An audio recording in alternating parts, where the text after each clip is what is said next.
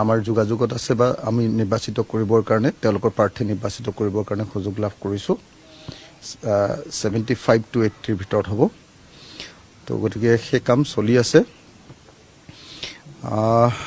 আজিৰ ভিতৰত আমি তৃতীয়খন তালিকা প্ৰস্তুত কৰিম আৰু কাইলৈ বা পৰহিলৈ ফাইনেল লিষ্টখন প্ৰকাশ কৰিম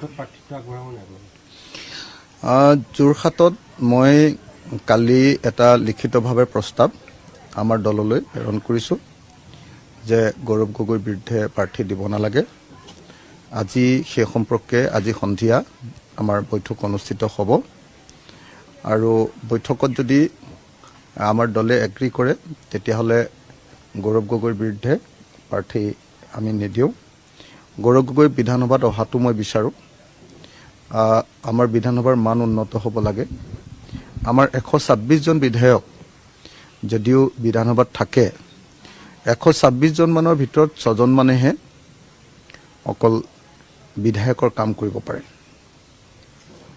মানে বিধায়কৰ প্ৰথম কামটো হ'ল বিধান ৰচনা কৰা আইন প্ৰণয়ন কৰা লেজিসলেটিভ এছেম্বলি আইন সভা বুলি কোৱা হয় আইন প্ৰণয়ন কৰিবলৈ হ'লে বিধায়কজনে সংবিধানখন মুখস্থ থাকিব লাগিব কনষ্টিটুৱেণ্ট এছেম্বলি ডিবেটছ বিলাক খুব ভালকে পঢ়া হ'ব লাগিব আইন কানুনৰ জ্ঞান থাকিব লাগিব কিন্তু 99.9% বিধায়কৰে অসমত সেই জ্ঞানটো নাথাকে সেইকাৰণে যোৱাবাৰ যদিও কংগ্ৰেছৰ 29 জন বিধায়ক জিকিছে আপুনি দেখিব যে তেওঁলোকে বিশেষ কন্ট্ৰিবিউশন আসাম এছেম্বলিলৈ আগবঢ়াব পৰা নাই সেইকাৰণে গৌৰৱ গগৈ আহিলে তেওঁ যেহেতু লোকসভাত আছিলে গতিকে নিশ্চিতভাৱে তেওঁ নিজে প্ৰাইভেট মেম্বাৰ্ছ বিল যদি বাহিৰত থাকে তেতিয়াহ'লে প্ৰাইভেট মেম্বাৰ্ছ বিল আনিব পাৰিব আৰু যদি চৰকাৰ কৰে তেতিয়াহ'লে তেওঁ দৰকাৰী আইন আনিব পাৰিব গতিকে মই ভাবোঁ যে গৌৰৱ গগৈ অসম বিধানসভালৈ অহাটো খুব প্ৰয়োজন সেইকাৰণে মই গৌৰৱ গগৈক বিধানসভালৈ অহাটো বিচাৰোঁ কিন্তু একেটা সময়তে মই কওঁ যে গৌৰৱ গগৈৰ সমষ্টি নিৰ্বাচনটো বহুত ভুল হৈছে মই যিমান দূৰ জানো কালি মোৰ যোৰহাট জিলা কমিটিখন আহিছিলে আমাৰ ৰাজ্যৰ দলৰ যেতিয়া যোৰহাট জিলা কমিটিখনৰ লগত বহিছোঁ তেওঁলোকে মোক বাৰম্বাৰ কৈছে যে কংগ্ৰেছৰ স্থিতি সাংগঠনিক স্থিতি মানে যোৰহাটত একদম সাংঘাতিক বেয়া আচলতে গৌৰৱ গগৈয়ে মোক তেওঁলোকে কৈ আছে যে গৌৰৱ গগৈ টিয়কত খেলিব লাগিছিলে নহ'লে তিতাবৰত খেলিব লাগিছিলে নহ'লে আটাইতকৈ ভাল সমষ্টিটো তেওঁৰ কাৰণে মাহমৰা আছিলে কিন্তু যোৰহাট সমষ্টিটো তেওঁ চুজ কৰি ল'লে কিন্তু যোৰহাট সমষ্টিটোত মোক যোৰহাট জিলা কমিটিয়ে আমাৰ জিলা কমিটিয়ে কোৱা মতে কংগ্ৰেছ দলৰ সাংগঠনিক স্থিতি একেবাৰে কম আৰু সেইকাৰণে এইটো এটা অত্যন্ত চেলেঞ্জিং চিট হয় আৰু যেহেতু মোক জিলা কমিটিয়ে ক'লে যে সেইটোত গৌৰৱ গগৈৰ অলপ প্ৰব্লেম আছে সেইকাৰণে মই সিদ্ধান্ত লৈছোঁ মোৰ পিনৰ পৰা প্ৰস্তাৱ পঠিয়াইছোঁ যে গৌৰৱ গগৈক জিকোৱা দৰকাৰ আৰু সেইকাৰণে গৌৰৱ গগৈক এবাৰ যাতে নাহাৰে তাৰ কাৰণে আমি আমাৰ পিনৰ পৰা মানে প্ৰাৰ্থিত্ব প্ৰদান কৰাটো বন্ধ ৰাখিম এইটো মানে মই প্ৰস্তাৱহে দিছোঁ দেই এতিয়ালৈকে পাছ হোৱা নাই মই দললৈ প্ৰস্তাৱ দিছোঁ আৰু মোক দলে জনাইছে যে আজি দলে এই সম্পৰ্কে এখন মিটিং কৰিব আৰু তাৰ পাছতে সিদ্ধান্ত দিব তাৰপিছত মই আৰু এটা কথা ক'ব খোজোঁ যে আপোনাৰ মইতো ভাবোঁ যে গৌৰৱ গগৈয়ে ডাইৰেক্টলি যদি মোক ৰিকুৱেষ্ট কৰে তেওঁ যদি পোনপটীয়াকৈ তেওঁ অনুৰোধ কৰে তেওঁ অনুৰোধ বৰকৈ নকৰে তেওঁ অকণমান অহংকাৰত থাকে তেওঁ মানুহলৈ ফোন চোন নকৰে আৰু ফোনো বৰকৈ নধৰে কিন্তু তেওঁ যদি মোক পোনপটীয়াকৈ কয় তেতিয়াহ'লে আমাৰ দলৰ যিটো ছেটআপ আছে আমাৰ দলৰ তেওঁলোকতকৈ ভাল ছেটআপ আছে যোৰহাট সমষ্টিটোত আমাৰ দলৰ ছেটআপটোৱে তেওঁক সহায় কৰি দিবলৈ মই অনুৰোধ কৰিম যদিহে তেওঁ পোনপটীয়াকৈ মোক অনুৰোধ কৰে তেওঁ নিজে যদি মোক অনুৰোধ কৰে তেতিয়াহ'লে মই যোৰহাটত যাতে মানে মোক আমাৰ যোৰহাট জিলা কমিটিয়ে বাৰম্বাৰ কৈ আছে যে যোৱা সময়বিলাকত যিমানবিলাক যোৰহাটত প্ৰগ্ৰেম হৈছে ইউনাইটেড প্ৰগ্ৰেম সেই আটাইবিলাকতে কংগ্ৰেছ দলৰ স্থিতি অত্যন্ত দুৰ্বল আছিলে আৰু আমাৰ দলেহে তাতে লিড লৈ আছিলে যোৰহাট নগৰখনত গতিকে মই আমাৰ দলৰ যেতিয়া জিলা সমিতি আহিছে জিলা সমিতিৰ নেতৃবৰ্গক মই কৈছিলোঁ যে যদি গৌৰৱ গগৈয়ে মোক ফোন কৰে তেতিয়াহ'লে কিন্তু আপোনালোকে গৌৰৱ গগৈৰ কাৰণে লাগি দিব লাগিব। এতিয়া গৌৰৱ গগৈ নিজে যদি অহংকাৰটো ত্যাগ কৰি মোলৈ ফোন কৰে তেতিয়াহ'লে নিশ্চিতভাৱে আমি সহায় কৰি দিম। এই ক্ষেত্ৰত বহুতে কৈছে যে আপুনি প্ৰাৰ্থিত্ব নিদিয়ে গৌৰৱ গগৈৰ বিৰুদ্ধে যোৰহাটত, শিৱসাগৰত আপোনাৰ বিৰুদ্ধে প্ৰাৰ্থিত্ব নিদিবলৈ কাৰণে আপুনি এইটো কৰিছে নেকি? নাই নাই, মই আপোনালোকক এবাৰ হ'লেও কৈছোঁ জানো মই এবাৰ হ'লেও কৈছোঁ জানো। যোৱাবাৰতো আপোনালোকে নিশ্চয় দেখিছে যে মই জেলত আছোঁ, অসমৰ মানুহে মোক মানে কিমান মৰম কৰিছে, নিজে নিজে গৈ মোৰ কাৰণে কেম্পেইন কৰি মোক জিকাইছে, হয়নে নহয়?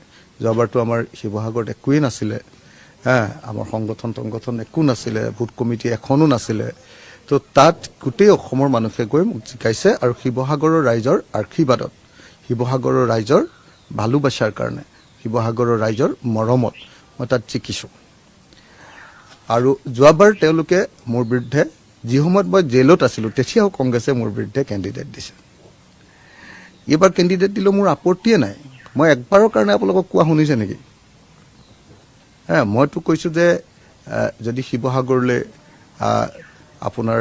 আমাৰ অসমৰ মুখ্যমন্ত্ৰী হিমন্ত বিশ্ব শৰ্মা আহে তেতিয়াহ'লে মই ভাল পাম। আৰু একেটা সমষ্টিতে যদি কংগ্ৰেছৰ গৌৰৱ গগৈও যায় তেতিয়াহ'লেও মই যুঁজি ভাল পাম। কিন্তু মই অহংকাৰ কৰি কোৱা নাই একো দেই।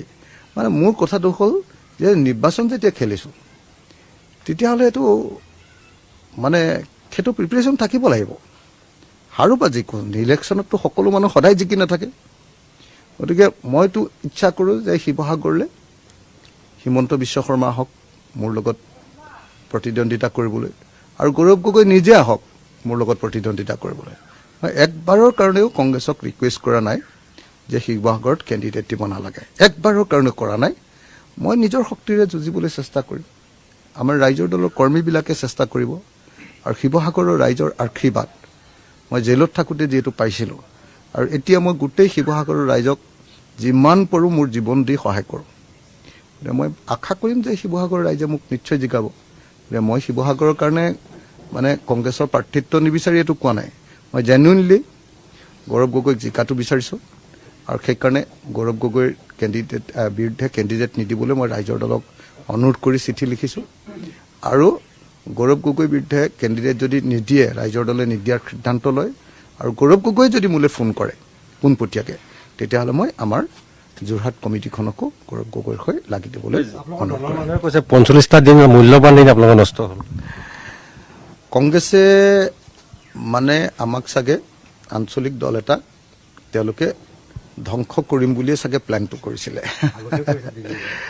আপোনাৰ 2021 চনত আমি উঠি আহিম বুলি ভাবি আমাক 8টা ছিট দিয়াৰ পাছতো কংগ্ৰেছে আমাক বিট্ৰে কৰিলে, বিশ্বাসঘাতকতা কৰিলে। তাৰ পাছত উপ নিৰ্বাচন গোটেইকেইটাতে বিশ্বাসঘাতকতা কৰিলে। MP ইলেকশ্যনত আমি সম্পূৰ্ণ ত্যাগ কৰি দিলোঁ। এইবাৰ 2026 বিধানসভা নিৰ্বাচনৰ কাৰণে 2 বছৰ 3 বছৰ তেওঁলোকৰ পিছত ঘূৰি থাকোঁতে আমি কনফাইণ্ড হৈ গ'লোঁ কেইটামান সমষ্টিত, আৰু লাষ্টত সেই 15টা সমষ্টিটো আমাক ডিষ্টাৰ্ব দিবৰ কাৰণে 45 দিন আমাক ওলমাই ৰাখি লাষ্টত তেওঁলোকে আমাৰ লগত নহ'ব বুলি কৈ দিলে। গতিকে কংগ্ৰেছে আমাক ঠগিলে, কিন্তু কংগ্ৰেছে ঠগন দিয়াৰ পাছতো মোৰ কিন্তু বিজেপি বিৰোধিতা সামান্যতম ক্ৰম হোৱা নাই। আপোনালোকে এইটো কথা বুজিব লাগিব, সদায় এইটো কথা বুজি উঠিব লাগিব যে ৰাইজৰ দল অসমত বিজেপিৰ আটাইতকৈ ডাঙৰ শত্ৰু। আপোনালোকে এইটো বুজি উঠিব লাগিব যে কাইলৈ সঁচাকৈ যদি বিজেপিক অসমৰ পৰা খেদিব লাগে, পৰাভূত কৰিব লাগে, উচ্ছেদ কৰিব লাগে, তেতিয়াহ'লে আমাৰ নিচিনা আপোচবিহীন আঞ্চলিক দলেহে বিজেপিক খেদিব পাৰিব। আৰু কংগ্ৰেছে সেইটো বুজি নুঠাটোৱে এই সময়ৰ ঐতিহাসিক ভুল। কংগ্ৰেছে অকণমান তেওঁলোকৰ সাংগঠনিক স্থিতি অকণমান ভাল হোৱাৰ লগে লগে তেওঁলোকে ভাবি গ'ল যে নাই আমি অকলে পাৰিম, আৰু এই সময়ত অখিল গগৈ ৰাইজৰ দলৰ নিচিনা আপোচবিহীন দল এটাক আকৌ উঠি আহিবলৈ নিদিওঁ।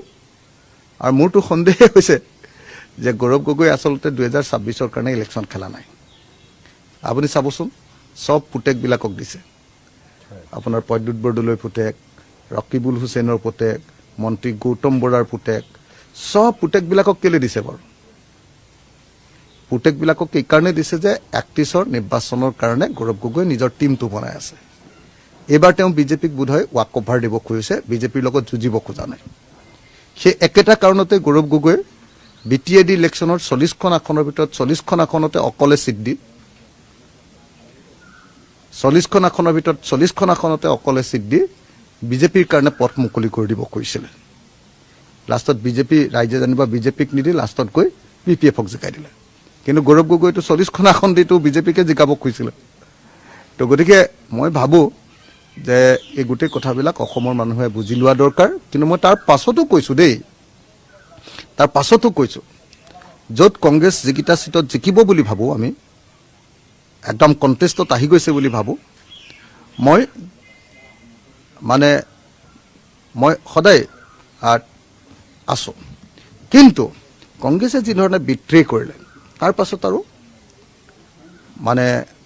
আমাৰ ইলেকশ্যনলৈ যোৱাৰ বাহিৰে কোনো বাটে নাথাকিলে।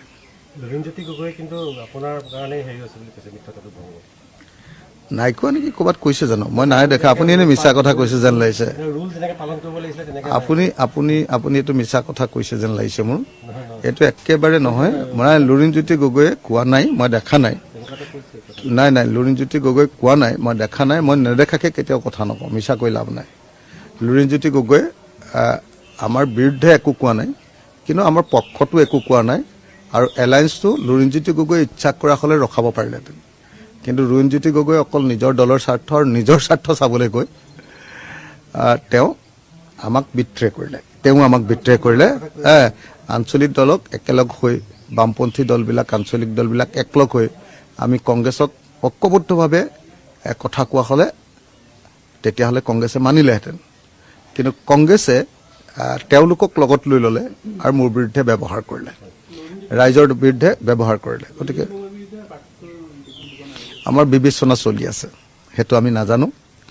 আমাৰ আজিৰ দিনটোত মই মাত্ৰ এজন মানুহৰ কথা কৈছোঁ, গৌৰৱ গগৈ। মই খুব আন্তৰিকতাৰে বিচাৰোঁ যে গৌৰৱ আমাৰ বিধানসভালৈ আহক। আজিৰ দিনটোত আপোনালোকে নিশ্চয় দেখিছে যে বিধানসভাখন অকল অখিল গগৈ আৰু হিমন্ত বিশ্ব শৰ্মাৰ মাজত চলি থাকে। বিধানসভাৰ অধিৱেশন হ'লে অকল দুজন মানুহৰ শ্ব'ত পৰিণত হৈ যায়। কেলে?